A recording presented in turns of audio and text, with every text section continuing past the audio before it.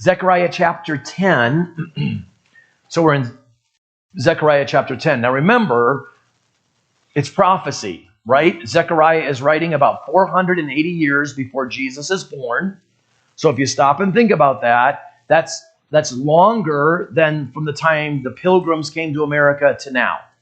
That's been about 400 years.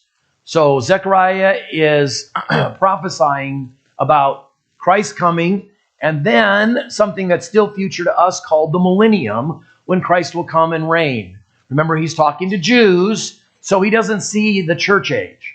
He's not talking about us now, primarily, because he's speaking to those Jews who had been exiled to Babylon, and where they used to be millions of Jews, now they are just a few thousand, 50 or 60,000.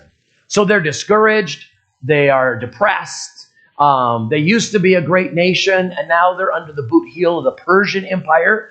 Xerxes the First is the king. He's the guy famous for the 300, that movie, The 300, the Battle of Thermopylae. That's this king.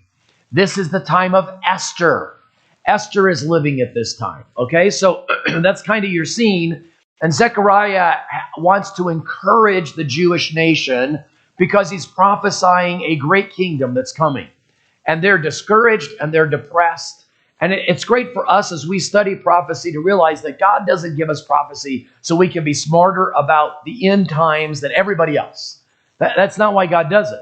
Almost all the time when God does it, it is to encourage us that he's in control, that God is in charge. He knows the future, 500 years out, 1,000 years out, he knows. And we saw a couple weeks ago, or last week in Zechariah 9,